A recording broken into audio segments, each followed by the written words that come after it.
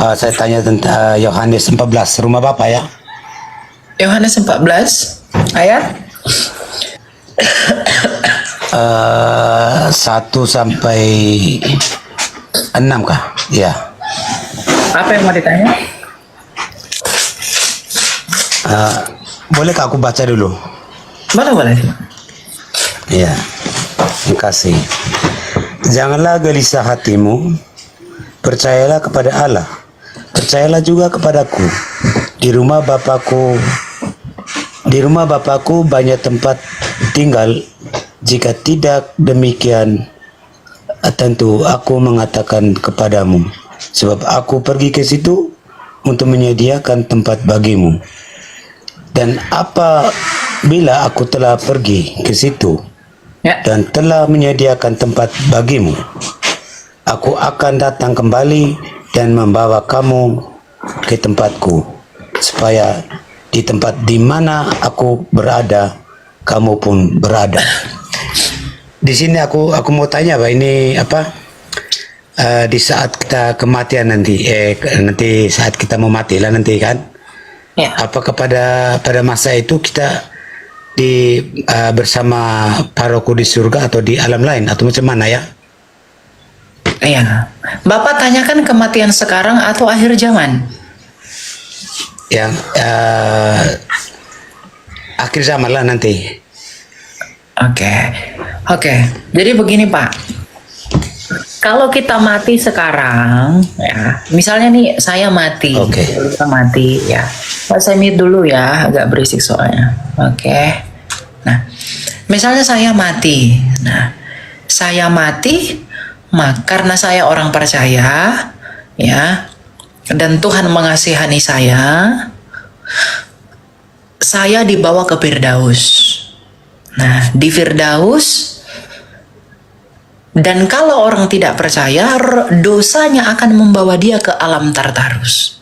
Jadi ingat, yang membuat orang ke neraka itu bukan Tuhan, tapi dosamu sendiri yang melemparkan kamu ke neraka. Jadi jangan bilang, masa aku tidak percaya Tuhanmu, masa Tuhanmu lempar aku ke neraka? Tidak. Dosamu sendiri yang menyeret kamu ke neraka. Percaya Yesus adalah obat. Makanya dalam Yesaya 53 dikatakan, oleh bilur-bilurnya kamu menjadi sembuh. Maka Tuhan Yesus itu adalah solusi. Makanya Tuhan Yesus bilang dalam Yohanes 8 ayat 24, kalau kamu tidak percaya bahwa akulah dia, kamu akan mati dalam dosamu. Kenapa? Karena hanya aku obat yang diberikan bagi dunia. Ya, menurut perkataan Yesus, akulah jalan dan kebenaran dan hidup. Tak seorang pun yang dapat datang kepada Sang Bapa yang adalah Sang Sorga kalau tidak melalui aku. Jadi ingat ya, yang membuat kamu ke neraka itu adalah dosamu sendiri. Dan satu tip dosa pun itu sudah cukup melemparkan kita ke neraka. Oke? Nah, ada orang mati. Orang percaya rohnya akan dituntun malaikat ke Firdaus. Orang tidak percaya, dosanya akan menuntun rohnya ke alam maut, yaitu Tartarus. Buktinya apa? Kisah orang kaya dan Lazarus. Orang kaya itu menderita di alam maut, sedangkan Lazarus itu mengambil tempat yang baik di Firdaus, tempatnya Abraham. Nah, sedangkan tubuhnya membusuk di bumi. Ketika Yesus datang sebagai raja untuk yang kedua kali, ya, maka semua orang mati akan dibangkitkan terlebih dahulu. Ya.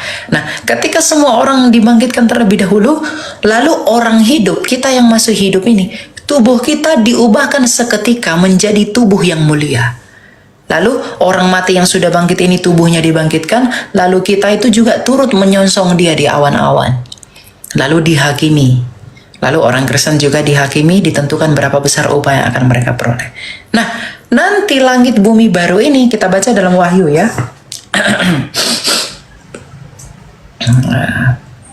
Bentar ya. Kita baca dalam Wahyu.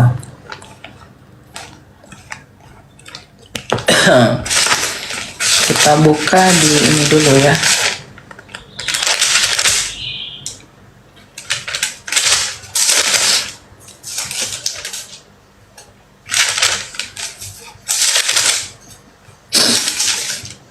Mengenai kebangkitan dulu ya, mengenai kebangkitan dulu.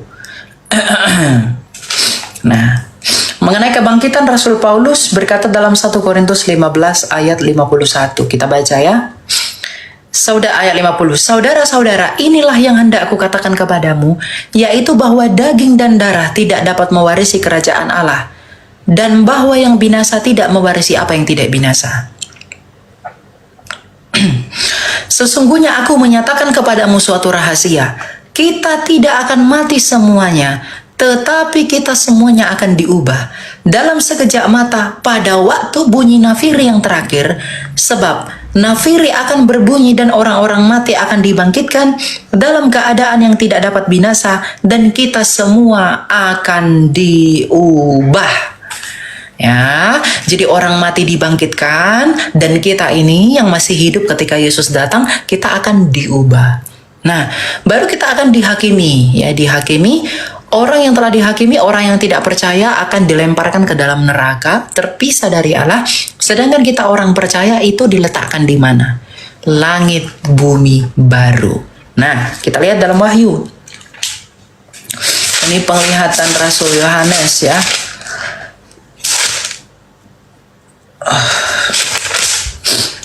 Ya, di dalam Wahyu 21 dikatakan begini. Lalu aku melihat langit yang baru dan bumi yang baru, sebab langit yang pertama dan bumi yang pertama telah berlalu, dan laut pun tidak ada lagi. Laut di sini bukan laut sungguhan, tapi laut di sini, laut itu simbol maut. Makanya binatang yang keluar dari jurang maut itu adalah antikristus yang keluar dari kerajaan maut. Itu maksudnya. Ya, jadi laut ini simbol maut ya. Nah, jadi di mana kita akan hidup nanti setelah penghakiman, semua dihakimi, semua orang percaya akan ditempatkan di langit dan bumi yang baru. Langit bumi barunya di mana? Tetap di bumi ini. Tapi bumi ini akan diperbaharui, tidak dihancurkan, tapi diperbaharui. Sama seperti air bah yang memperbaharui dunia. Maka demikian pula Kristus akan memperbaharui dunia ini menjadi baru. Dalam keadaan yang tidak berdosa. Di langit bumi yang baru itulah kita akan tinggal, dipimpin oleh Kristus, dan diterangi oleh cahayanya Allah Sang Bapa. Kita tidak akan melihat wajah Sang Bapa, karena Sang Bapa itu tidak kelihatan. Tapi kita akan memandangi wajah Dia yang adalah gambaran Bapa, yaitu Yesus Kristus. Itulah kerajaannya itu kekal sampai selamanya. Artinya keadaannya pulih seperti keadaan Eden yang dahulu, yang tanpa dosa. Gitu. Gitu ya Pak Anastasia.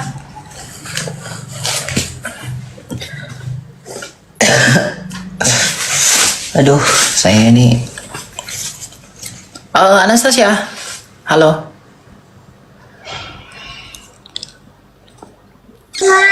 Halo. Ya gitu ya. Ya, dengar.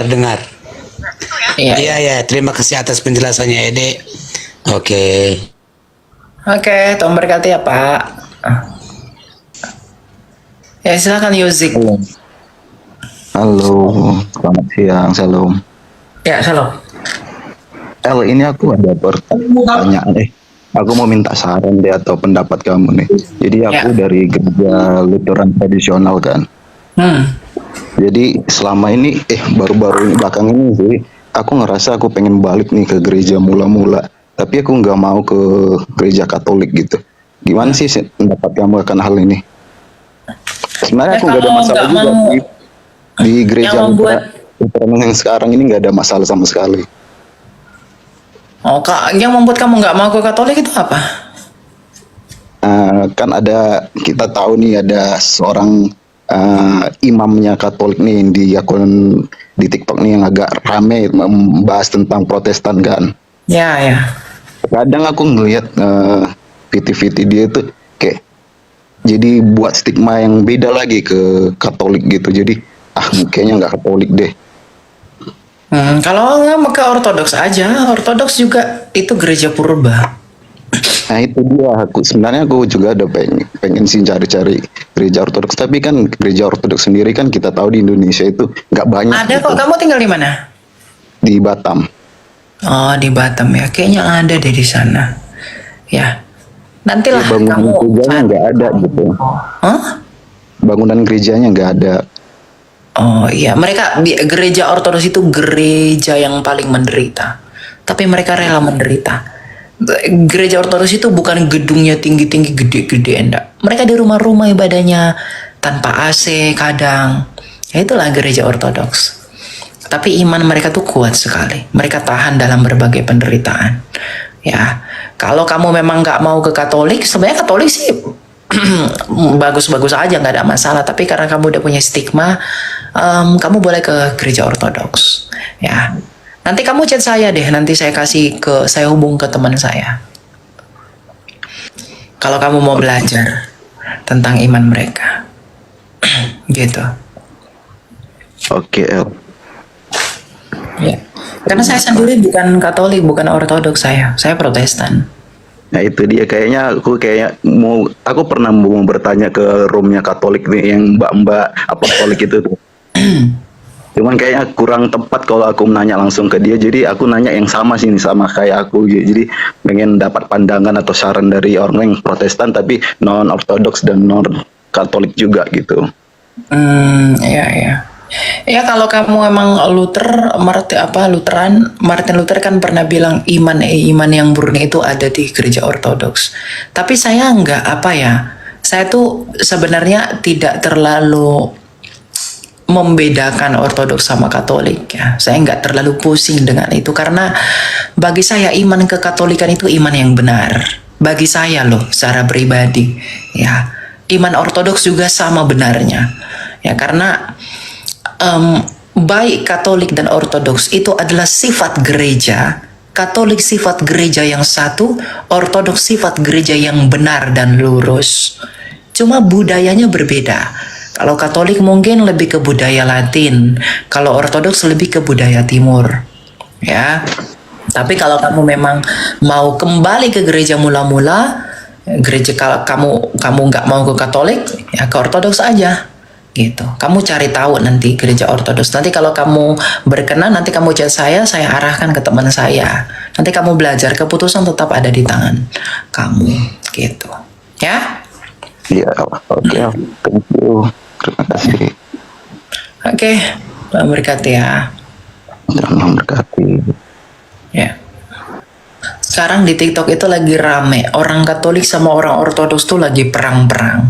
Saya nggak mau ikut campur dengan masalah mereka. Jadi karena saya pula bukan Ortodoks ya, saya juga bukan Katolik. Jadi saya nggak terlalu pusing lah dengan itu. Kak, Ya, silakan bro. saya cuma ingin bertanya mengenai pandangan kakak mengenai tentang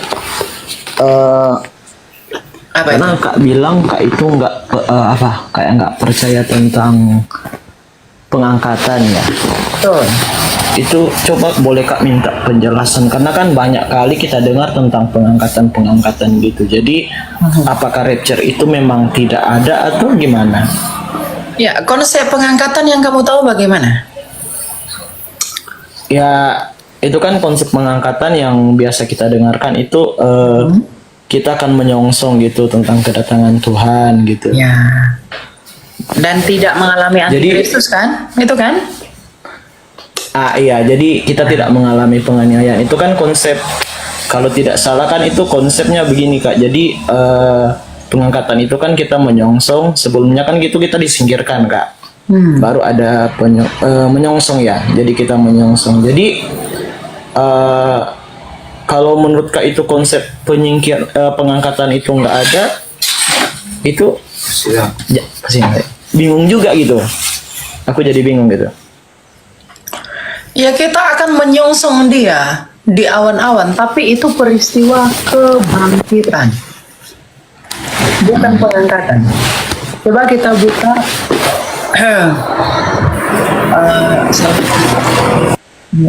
Bising banget. Di dalam Matius 24, kan orang-orang yang percaya pengangkatan itu berkata bahwa orang-orang akan diangkat dan tidak akan mengalami antikristus. Ya, jadi Tuhan akan mengangkat orang-orang tertentu dan tidak akan mengalami masa antikristus. Nah, coba kita lihat apa ucapan Yesus mengenai orang pilihan, ya. Matius 24 ayat 15 sampai 28. Dikatakan begini.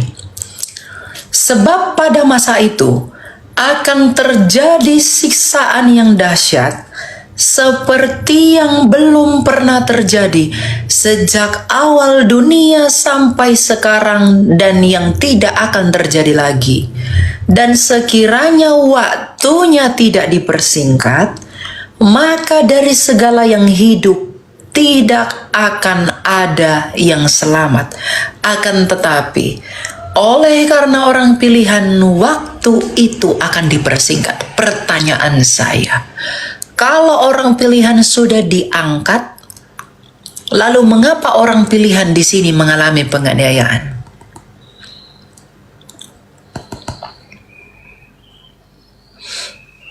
Itulah mengapa saya tidak percaya pengangkatan, tapi saya percaya kebangkitan. Kebangkitan tetap naik juga kalau ke atas. Orang mati dibangkitkan, baru kita ini menyongsong dia ke awan-awan. Itu peristiwa kebangkitan namanya, bukan pengangkatan. Kalau orang yang percaya pengangkatan, Yesus datang cuma sampai di awan aja, lalu orang diangkat. Naik ke atas, terus naik nggak sampai ke bumi, pergi lagi ke atas, baru kerajaan 1000 tahun datang lagi nanti dia ke bawah. Itu orang yang percaya pengangkatan. Saya nggak percaya itu. Saya percaya Yesus hanya datang 2 kali. Kalau pengangkatan itu berarti Tuhan datang 3 kali. Datang kelahiran, datang mengangkat, datang untuk second coming. Karena pengangkatan itu, bro, jangan kamu pahami pengangkatan itu, masa kita nggak diangkat sih, nggak naik kawan-awan, kita naik, tetapi itu dalam peristiwa kebangkitan. Jadi antikristus dulu berkuasa, baru terjadi hari kebangkitan. Jadi bukan orang diangkat, baru antikristus, baru Yesus datang, bukan. Saya tidak percaya yang begitu. Saya percaya Yesus lahir, masa gereja, masa sekarang, antikristus, Yesus datang kedua kali, bangkit, baru langit bumi baru. Jadi saya nggak percaya yang Yesus datang, masa gereja, Yesus angkat, antikristus, Yesus datang, kerajaan 1000 tahun, Yesus ke surga. Saya nggak percaya yang itu. Itu penafsiran modern, gitu, ya.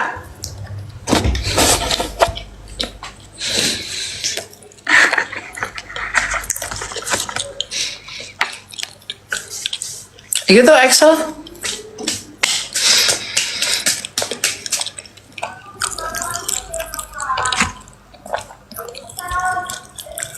Halo?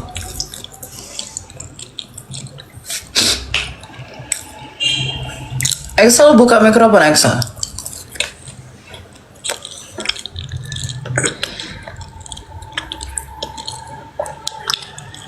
Aduh, kok jatuh ke roti ah.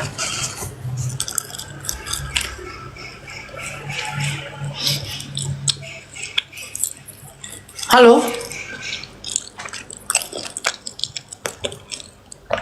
Ya, Kak.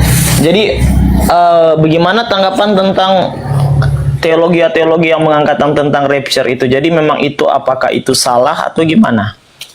Saya tidak menyatakan itu salah. Cuma tidak tepat. Itu kan bagaimanapun kan itu tafsir, bro. Ya, tafsir gitu. Tetaplah tafsir. Yang saya bawa juga kan tafsir. Jadi saya nggak mengatakan itu salah. Saya menghargai pendapat itu, tapi saya tidak mengimani penafsiran itu. Gitu. Itu kan jadi kayak pengangkatan itu kan biasa mereka bilang kan itu tanda-tanda awal kan gitu. Tanda-tanda awal gitu. Setelah aniaya kan itu pengangkatan itu setelah aniaya ya. Sebelum aniaya. Sebelum aniaya. Iya. Jadi Kan orang-orang pilihan diangkat. Jadi konsepnya Kak itu pengangkatan itu sebelum penganiayaan gitu. Kalau saya nggak percaya pengangkatan, saya percaya kebangkitan. Kamu nggak dengar dari tadi saya ngomong? Iya, maksudnya kebangkitan itu kan ada kebangkitan pertama dan kebangkitan kedua kan Enggak, Kak? kebangkitan pertama itu waktu Yesus bangkit. Kebangkitan kedua nanti. Iya, kebangkitan kedua kan setelah kerajaan 1000 tahun damai. Kerajaan 1000 tahun itu sekarang, bukan nanti. Begitu. Jadi pandangan Kakak itu kerajaan 1000 tahun damai ini sedang berlangsung gitu. Sedang berlangsung. Kenapa dikatakan 1000 tahun damai? Karena di masa ini kita bebas menginjili. Tapi di masa antikristus orang nggak bisa menginjili. Gitu. Jadi kerajaan 1000 tahun itu sedang berlangsung sekarang ya, bukan nanti ya, bukan setelah aniaya. Ya. Gitu. Karena kalau nanti kan di akhir masa kerajaan 1000 tahun itu iblis dilepaskan lagi. Pertanyaan saya, kalau Yesus sudah datang mengangkat, lalu kerajaan 1000 tahun, 1000 tahun damai, untuk apa lagi iblis dilepaskan? Padahal dia sudah datang untuk mengangkat. Nah, kalau pandangan saya, amilenium, 1000 tahun itu sekarang. Iblis nanti dilepaskan, itulah di masa antikristus itu. Sedikit waktu iblis dilepaskan, itu masa antikristus. Jadi menurut Kak itu aniaya itu antikris itu sedang berlangsung sekarang itu aniaya antikris. Nanti, belum sekarang nanti. Kalau sekarang menuju penganiayaan. Antikristus belum menyatakan dirinya. Tapi bait Allah udah mulai dibangun. Bait Allah mulai dibangun. Gitu. Iya, merujuk dari 2 Tesalonika 2 ayat 3 dan 4. Berarti kebangkitan kedua itu nanti Ya itu kebangkitan waktu Yesus datang kedua kali, itu kebangkitan kedua. Kebangkitan pertama adalah kebangkitan di zamannya Yesus ketika bangkit dari kematian. Kan orang-orang mati dibebaskan oleh Yesus dari penjara. jadi maksudnya gini Kak, kalau kebangkitan pertama itu waktu Tuhan Yesus datang ya. Gimana Kak? Aduh, kebangkitan pertama itu ketika Yesus bangkit 2000 tahun lalu. Kan jadi umat perjanjian lama kan dibangkitkan sama dia. Gitu. Jadi Itu kebangkitan pertama. Kebangkitan kedua, dengar dulu. Kebangkitan kedua itu nanti. Ketika Yesus datang di awan-awan. Itu untuk orang percaya atau Semuanya. untuk orang tidak? Jadi orang percaya tidak percaya tetap dibangkitkan. Orang percaya dan orang tidak percaya juga itu dibangkitkan pada kebangkitan kedua Kak. Semua dibangkitkan. Makanya dihakimi. Kalau nggak dibangkitkan nggak dihakimi. Jadi semua orang dibangkitkan. Semua orang dibangkitkan ya. Gitu. Terus Baru dihakimi. Nanti kan ada di firman Tuhan juga kan kalau nggak salah seperti yang biasa kita dengar-dengar di eskatologi itu kan akan ada perang Gog dan Magog itu. Jadi menurut Kak itu pandangannya Kak itu seperti apa? Ya, Gog dan Magog itu kan antara raja-raja negeri utara dan selatan ya begitulah kira-kira. Ya itu kan bukan pengertian harfiah, itu pengertian rohani. Gitu ya. Jadi soalnya kan pemahaman yang kita biasa dengarkan itu Kak, kebangkitan pertama itu kan terjadi sebelum kerajaan 1000 tahun itu untuk orang itu kan ya itu sudah terjadi ketika Yesus datang bangkit 2000 tahun lalu. Nanti kebangkitan yang kedua itu nanti setelah itu itu berdasarkan dengan pemahaman kalau menurut Kak itu kan ada boleh dibagikan ke ayatnya gitu supaya kita juga gak bingung gitu nanti. ayatnya tadi saya udah baca Matius 24. Matius 24 ayatnya yang ke Semua. Itu ini menyangkali pengangkatan itu. Gitu. Baru nanti di apa? Saya buka Alkitab ya, bentar. ya. Kita lihat di dalam Wahyu ya. Ya.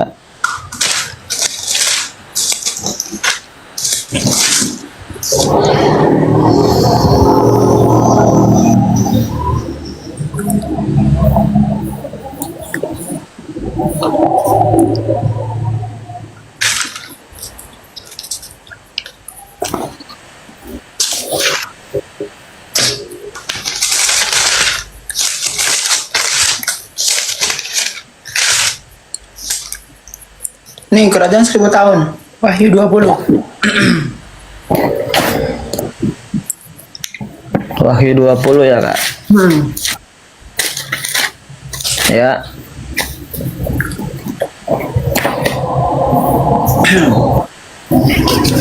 Ini membaca kitab Wahyu ini. Itu nggak bisa membaca dari awal sampai akhir lalu diurutkan begitu saja, enggak. Nah, Oh, jadi nggak berurutan ya, Kak? Nggak. Jadi Wahyu itu nggak berurutan ya? Nggak. Oke. ya, Nggak sesuai pasal. enggak. Oke. Wahyu 20 dikatakan begini. Lalu aku melihat seorang malaikat turun dari surga memegang anak kunci jurang maut dan suatu rantai besar di tangannya. Ia menangkap naga si ular tua itu, yaitu iblis dan setan, dan mengikatnya selama 1000 tahun. Ya. Ia melemparkannya ke dalam jurang maut, lalu menutup jurang maut itu dan memeteraikannya di atasnya, supaya ia jangan lagi menyesalkan bangsa-bangsa sebelum berakhir masa 1000 tahun itu. Setelah itu, ia akan dilepaskan untuk waktu yang sangat singkat. Lalu aku melihat tahta-tahta dan orang-orang yang duduk di atasnya. Kepada mereka diserahkan kuasa untuk menghakimi. Aku juga melihat jiwa-jiwa mereka yang telah dipenggal kepalanya karena kesaksian tentang Yesus dan karena firman Allah, yang tidak menyembah binatang itu dan patungnya, dan yang tidak juga menerima tandanya pada dahi dan tangan mereka. Mereka hidup kembali dan memerintah sebagai raja bersama-sama Kristus untuk masa 1000 tahun. Nah, ini adalah di surga. Ya. Namun orang-orang mati lainnya tidak hidup kembali sebelum berakhir masa 1000 tahun. Nah, orang-orang mati itu tidak hidup kembali, itu merujuk kepada orang-orang yang tidak dibangkitkan pada kebangkitan yang pertama sampai nanti dia datang untuk kebangkitan yang kedua. Ya. Berbahagialah dan kuduslah orang yang mendapat bagian dalam kebangkitan pertama itu. Kebangkitan pertama itu siapa? Mereka yang telah di Firdaus. Ya. Kematian yang kedua tidak berkuasa atas mereka, tetapi mereka akan menjadi imam-imam Allah dan Kristus, dan mereka akan memerintah sebagai raja bersama Dia selama 1000 tahun. Yang memerintah sebagai raja dengan Kristus di atas sana adalah para rasul, para di surga. Ya, baru ayat 7. Setelah masa 1000 tahun itu berakhir, iblis akan dilepaskan dari penjaranya. Ia akan pergi menyesatkan bangsa-bangsa pada keempat penjuru bumi, yaitu Gog dan Magog. Gog dan Magog dan Magog ini utara dan selatan, ya. Ya. Dan mengumpulkan mereka untuk berperang. Ini perang rohani, bukan perang fisik. Jadi Rusia di perang dengan Afrika apa enggak begitu. Tapi ini perang rohani maksudnya, ya. Jumlah mereka sama seperti banyaknya pasir di laut. Lalu naiklah mereka ke seluruh dataran di bumi dan mengepung perkemahan tentara orang-orang kudus dan kota yang dikasihi itu. Namun dari langit turunlah api menghanguskan mereka, dan iblis yang menyesatkan mereka dilemparkan ke dalam lautan api dan belerang tempat binatang dan nabi palsu itu. Mereka akan disiksa siang malam sampai selama-lamanya. Baru di sini langsung hukuman yang terakhir. Nah, setelah peperangan itu terjadi, peperangan rohani itu terjadi, peperangan itu akan mengakibatkan nabi palsu, antikristus itu dan pengikutnya dilemparkan ke dalam api. Lalu hukuman yang terakhir dikatakan apa? Lalu aku melihat suatu tahta putih yang besar dan Dia yang duduk di atasnya Dari hadapannya lenyaplah bumi dan langit dan tidak ditemukan lagi tempatnya. Aku melihat orang-orang mati, besar dan kecil, berdiri di depan tahta itu. Lalu dibuka semua kitab dan dibuka juga sebuah kitab lain, yaitu kitab kehidupan. Orang-orang mati dihakimi menurut perbuatan mereka berdasarkan apa yang tertulis dalam kitab-kitab itu. Laut menyerahkan orang-orang yang mati yang ada di dalamnya. Maut dan kerajaan maut menyerahkan orang-orang mati yang ada di dalamnya. Mereka dihakimi masing-masing menurut perbuatannya. Kemudian maut dan kerajaan maut itu dilemparkan ke dalam lautan api. Itulah kematian yang kedua. Setiap orang yang tidak ditemukan namanya tertulis di dalam kitab kehidupan itu dilemparkan ke dalam lautan api. Barulah langit bumi baru.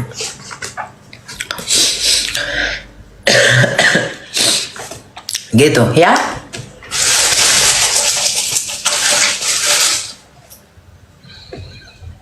Gitu ya Axel. Jadi saya menghargai orang dengan pandangan amilenium, pandangan dispensasi, pandangan yang mengakui pengangkatan, pandangan yang mengakui kerajaan 1000 tahun itu nanti. Saya menghargai itu, tapi saya tidak mengimani itu. Karena bagaimanapun itu tentang penafsiran. Gitu. Gitu ya, siapa Axel?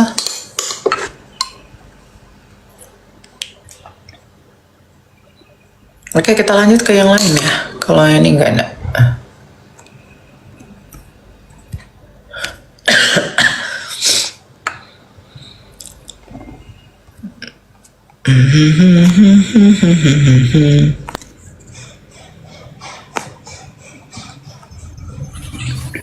Silakan Debbie. Shalom Kak, selamat sore. Ya, salam sore, silakan. Aku mau nanya Kak. Ya, silakan.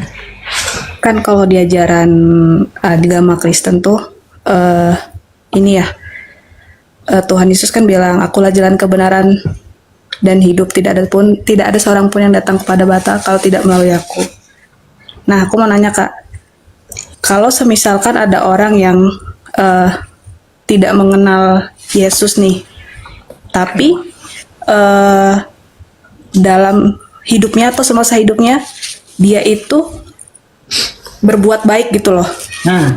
Berbuat baik maksudnya dalam artian ya meskipun dia tetap ada dosanya, tapi dia baik lah, memiliki akhlak yang baik tuh, kayak dia membantu sesamanya, membantu fakir miskin, menghidupi janda-janda telantar, yatim piatu gitulah, pokoknya sering beramal gitu. Terus apakah nanti dia ketika meninggal tuh tidak akan masuk surga Kak? Tidak ada kepastian untuk itu. Kita baca di dalam Roma 2 ya. Roma 2 ayat 11 sampai 16. Maaf ya, saya makan ya, saya lapar soalnya. Iya Kak. Roma 2 ayat 12. Sebab semua orang yang berdosa tanpa hukum Taurat akan binasa tanpa hukum Taurat. Semua orang yang berdosa di bawah hukum Taurat akan dihakimi berdasarkan hukum Taurat. Sebab bukanlah orang yang mendengar hukum Taurat yang benar di hadapan Allah, tetapi orang yang melakukan hukum Tauratlah yang akan dibenarkan. Sebab apabila bangsa-bangsa lain yang tidak memiliki hukum Taurat oleh dorongan diri sendiri melakukan apa yang dituntut hukum Taurat, maka mereka menjadi hukum Taurat bagi diri mereka sendiri. Walaupun mereka tidak memiliki hukum Taurat, dengan itu mereka menunjukkan bahwa isi hukum Taurat ada tertulis di dalam hati mereka, dan hati nurani mereka turut bersaksi, dan pikiran mereka saling menuduh atau saling membela. Hal itu akan tampak pada bila mana Allah melalui Kristus Yesus akan menghakimi segala sesuatu yang tersembunyi dalam hati manusia sesuai dengan Injil yang kuberitakan itu. Jadi ada orang baik, pedalaman-pedalaman baik, atau di manalah, tapi dia tidak pernah dengar tentang Yesus, lalu dia mati. Apakah dia akan diselamatkan? Bisa ya, bisa enggak. Kenapa? Karena dia akan dihakimi menurut hati nuraninya dia. Kalau hati nuraninya berkata itu dosa, tapi dia lakukan, binasa. Kalau hati nuraninya bilang itu baik, dia lakukan. Kalau hati nuraninya bilang jangan membunuh, orang di pedalaman sana misalnya, hati nuraninya makan ikan itu dosa, tapi dia makan ikan, binasa. Karena dia akan dihakimi menurut hati nuraninya dia sendiri. Orang di pedalaman Papua sana misalnya, membunuh orang nggak dosa, maka itu nggak akan dihakimi. Tapi kalau bagi mereka misalnya, tebang pohon itu dosa, nggak boleh oleh di dalam hati nuraninya. Tapi dia menebang pohon, binasa. Karena dia menjadi berdosa atas hati nuraninya sendiri. Begitu. Berarti nggak ada yang tahu dong ya Kak? Gak ada yang tahu. Makanya Rasul Paulus berkata, ayat 16, hal itu akan tampak pada hari bila mana Allah melalui Kristus Yesus akan menghakimi semua orang, baik yang kelihatan dan yang tidak kelihatan, sesuai dengan Injil yang kuberitakan itu. Oke, terima kasih Kak infonya. Ya, gitu ya. Ya. Makanya kalau punya saudara yang ada di pedalaman sana itu diinjili biar mereka denger. Kan aku kasihan aja sih sama orang yang ya ibaratnya bukan agama lain ya, nggak percaya Tuhan aja gitu, tapi sering berbuat baik gitu loh, kayak Tapi kan agamanya punya dosa juga. Iya sih. Gitu. Oke deh. Thank you Kak. Ya. Ya siap. Ya. Karena gini, hukum Taurat itu tidak menghilangkan dosa, tapi hukum Taurat itu memberitahu itu dosa atau enggak. Jadi jangan ada orang berpikir dengan melakukan hukum Taurat saya benar, dosa saya diampuni. Enggak. Ya. Hukum Taurat itu hanya menunjukkan kamu bersalah atau tidak, kamu benar atau tidak. Nah, itu. Ya? Ya, siap Kak. Ya. Tuh, ada lagi mau ditanya? Cukup. Thank you Kak. Jangan lupa like dan subscribe ya teman-teman.